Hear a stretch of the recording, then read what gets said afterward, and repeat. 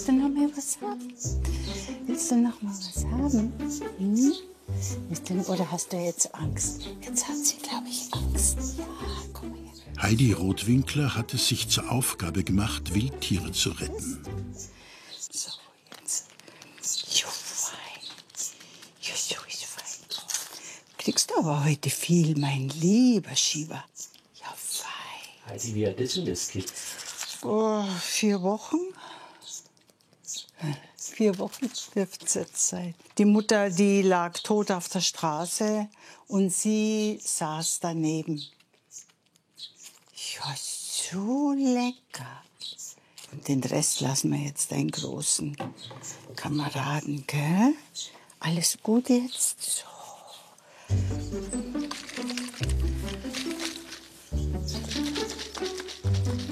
Beim Schütteln kommt er eigentlich immer. Jetzt komm. Für die Kitze ist Heidi eine Ersatzmama. In ihrer Nähe sind sie völlig zahm. Die werden wieder wild, wenn sie rausgehen.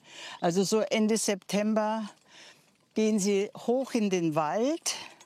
Das mache ich schon vorher, dass ich mit denen spazieren gehe im Wald, damit sie ihn kennenlernen. Ich mache dir noch mal was, gell? Ja. Die Kleine hat so viel weggesoffen. Ja. Heidi lebt im Paterzell im Landkreis Weilheim-Schongau. Im Garten ihrer kleinen Wohnung pflegt sie verschiedenste Wildtiere, die in Not geraten sind.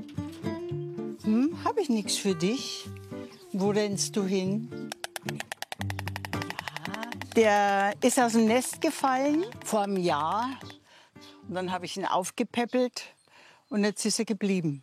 Der weicht mir nicht mehr von der Seite und der eifert auch total, wenn ich die Krähen füttere und es bleibt für ihn nichts übrig. Ja, dann zeigt das mir.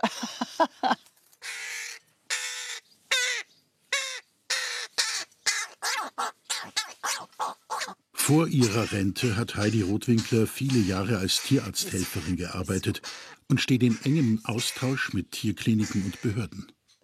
Das Veterinäramt, die kommen auf jeden Fall so 2-3 Mal im Jahr und schauen sich das an, was ich habe. Weil ich habe ja mit Katzen angefangen.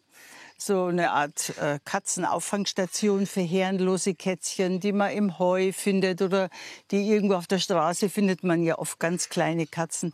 Die kamen dann zu mir und das Veterinäramt schaut, dass alles in Ordnung ist.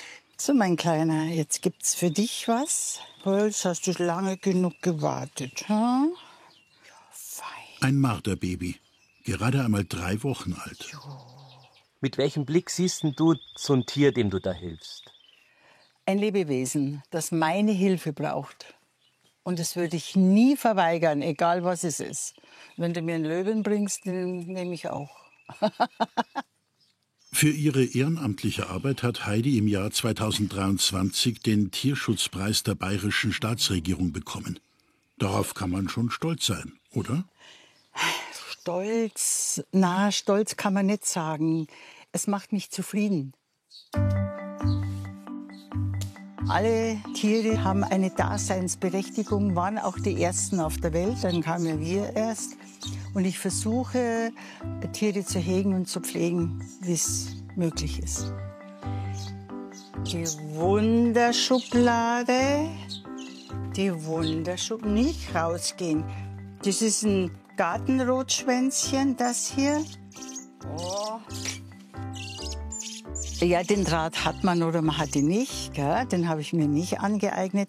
Es bedeutet mir eigentlich etwas für die Erde zu tun, für die Umwelt, auch für mich. Es tut mir selber auch gut. Es ist wie eine Seelensalbe. Und ich habe da große Freude dran. Das Eichhörnchen darf heute zurück in die Freiheit. Was war das denn bei dir? Das ist als kleines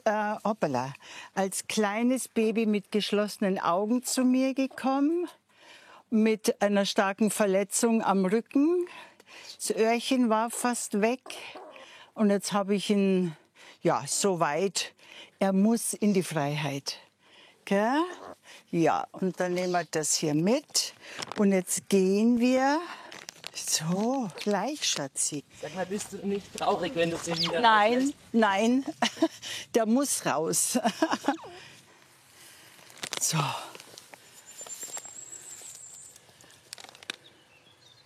Jetzt geh, mein Schatz.